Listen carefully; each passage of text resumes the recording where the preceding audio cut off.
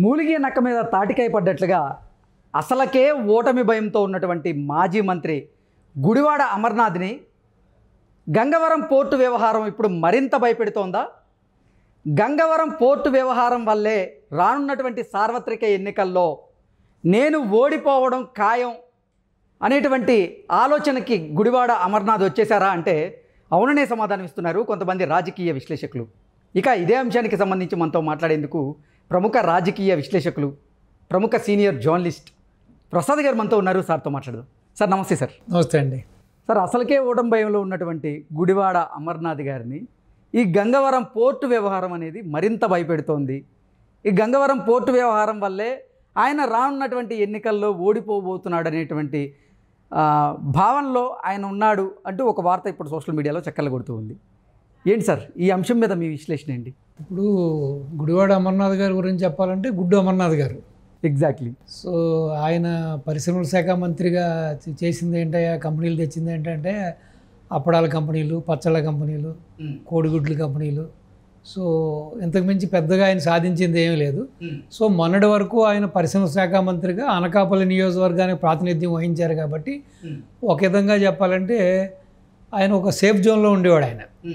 ఇప్పుడు ఆయన నియోజకవర్గం మారడం, ఇటు గాజువాక రావడం, ఇటు గాజువాక పరిధిలో ఈ గంగవరం పోర్టు నిర్వాసితులు కానీ, ఇటు వైజాగ్ స్టీల్ ప్లాంట్ యొక్క నిర్వాసితులు కానీ, సో ఈ ఎంప్లాయీస్ కానీ ఉండడం ఇప్పుడు ఆయనకి పెద్ద తలనొప్పిగా మారిపోయింది. అది ఒక పక్క అసలు విశాఖ ఉక్కు కర్మాగారాన్ని ప్రైవేటీకరణ చేస్తున్న నేపథ్యంలో దాన్ని అడ్డుకునే ప్రయత్నమే వైసీపీ వాళ్ళు చేయలేదు అనేటువంటి ఆరోపణలు వైసీపీ మీద వస్తున్నటువంటి నేపథ్యంలో ఇప్పుడు మళ్ళీ ఈ గంగవరం పోర్టు వ్యవహారం కూడా తీవ్రంగా ఈయనకు తలనొప్పిగా మారింది.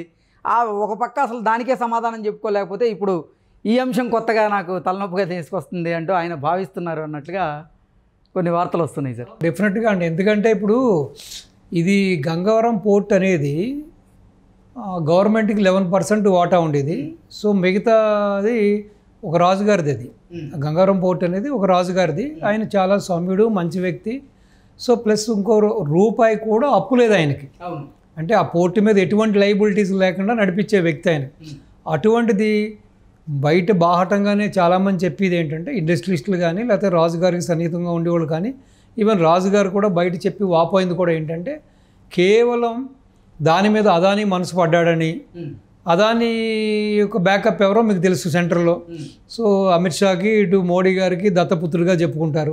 సో కేవలం వాళ్ళ హయాంలోనే వాళ్ళు గుజరాత్లో మోడీ గారు ముఖ్యమంత్రిగా ఉన్నప్పుడు, అమిత్ షా ఉంది కీలక శాఖలో ఉన్నప్పుడు అతను బాగా ఎదిగాడని, సో వాళ్ళ అండలదండలతోనే ఈరోజు ఈ స్థితికి ఉన్నాడని చెప్పి, సో మళ్ళీ వాళ్ళ ద్వయం భారతీయ జనతా పార్టీ తరఫున బీజేపీ గవర్నమెంట్ సెంటర్లో ఉన్నప్పుడు సో ఇంకా ఆయనకి స్కై ఈజ్ ద లిమిట్ అండి. సో ఒకప్పుడు ఎటువంటి ఒక ఫిక్స్డ్ అసెట్స్ అంటే ఇటు భూములు, ల్యాండ్స్ లేకుండా ఓన్లీ ఆ యొక్క బ్యాంక్ లోన్లు, ఆ బ్యాంకు రుణాలు ఓన్లీ పేపర్ మీద వరకే ఆయన యొక్క ఆదాయ వనరులు ఉన్నప్పుడు అండి ఈ రోజున ఒక మహాశక్తిగా ఇటు సోలార్ పవర్ కానీ, హైడ్రో పవర్ కానీ, థర్మల్ పవర్ కానీ, విండ్ పవర్లో కానీ, ఇటు పోర్టుల్లో కానీ, ఇప్పుడు మెజారిటీ పోర్టులు చూస్తే ఈ రోజున ఆయన వచ్చిన తర్వాత చెన్నైలో పోర్టు తీసేసుకున్నాడు ఆయన. సో మన కృష్ణపట్నం పోర్టు తీసేసుకున్నాడు, ప్లస్ ఈ గంగవరం పోర్టు తీసేసుకున్నాడు. సో ఆల్రెడీ గుజరాత్లో ఉన్న పోర్టులు కూడా ఆయన చేతిలో ఉన్నాయి. సో ఈ విధంగా ఆల్మోస్ట్ ఇండియాలో ఉన్న మేజర్ పోర్ట్స్ అన్నీ ఒక సంస్థ ఒక చేతికి, అదానీ చేతికి వెళ్ళిపోవడం జరిగింది. సో రెండోది ఏంటంటే గుట్టు చప్పుడు కాకుండా 11% వాటాను కూడా ఈ జగన్మోహన్ రెడ్డి గారు అది కూడా అదానీ యొక్క ఒత్తిళ్లకు లొంగి అది కూడా అమ్మేయడం జరిగింది. సో ఈ రోజున ఎవరైతే ఆ నిర్వాసితులు ఉన్నారో వాళ్ళందరికీ కూడా ఏదైతే ఆ పోర్టు యాజమాన్యంతో అదానీతోటి జరిగిన ఒప్పందం ప్రకారం అదానీ ఒప్పుకున్న కొన్ని ఒప్పందాలు కూడా అమలు చేయకపోవడంతో ఈ రోజున వాళ్ళంతా కూడా రోడ్డు ఎక్కడం జరిగింది. సో ఇంకా ఇప్పుడు ఈ గుడ్డు కాస్త పగిలి ఆమ్లెట్ అయిపోయింది. గుడ్డు మంత్రి గారి పరిస్థితి ఇప్పుడు అది సంగతి. సో రెండోది ఏంటంటే వాళ్ళ డిమాండ్ ఏంటంటే, ఒకటి స్వచ్ఛందంగా విరమణ ఇస్తే మాకు 35 లక్షల రూపాయలు ఇవ్వమనండి, లేదు గరిష్ట జీతం కింద ఒక 36,000 రూపాయలు డిమాండ్ చేస్తున్నారు. ఎందుకంటే అదే పక్కనున్న స్టీల్ ప్లాంట్లో చూస్తే అక్కడ చాలా ఎక్కువ ఉన్నాయి సాలరీస్.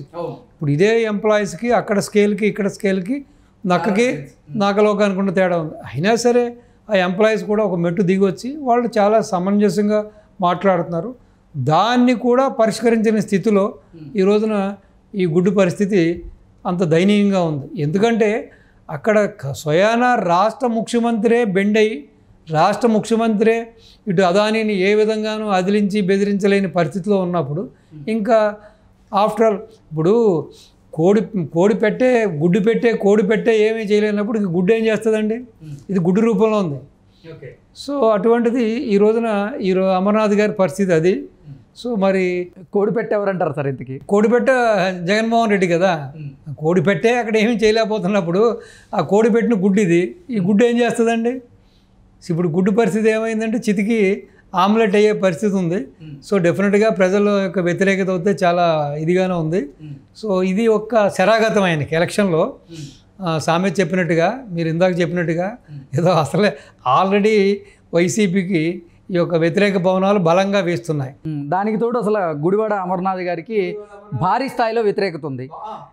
జగన్మోహన్ రెడ్డి మీద ఉన్న వ్యతిరేకత కూడా అక్కడ ఆయనకి వ్యతిరేకంగా మారి ఓవరాల్గా అసలు వ్యతిరేక పవనాలే వేస్తున్నాయి. ఇక ఓడిపోవడం ఖాయం అనేటువంటి భావనకి ఆయన వచ్చేసారు. ఇప్పుడు యాక్చువల్గా ఒక పారిశ్రామిక రంగంలో ముందున్న వైజాగ్ ఈ విధంగా భ్రష్టు పట్టిపోవడానికి కేవలం వైసీపీ ప్లస్ పరిశ్రమల శాఖ మంత్రిగా ఉన్నప్పుడు ఉన్న పరిశ్రమలన్నీ తరలిపోతున్నప్పుడు జగన్మోహన్ రెడ్డి గారు తీసుకున్న కొన్ని అనాలోచిత నిర్ణయాలతోటి, లేకపోతే వీళ్ళ నాయకులు వినాయకులుగా మారి వీళ్ళ డిమాండ్లు పెట్టి వచ్చిన ప్రతి కంపెనీ దగ్గర 50% అడగడం, లేకపోతే పర్సంటేజ్లు అడగడంతో చాలా కంపెనీలు వెళ్ళిపోవడం జరిగింది.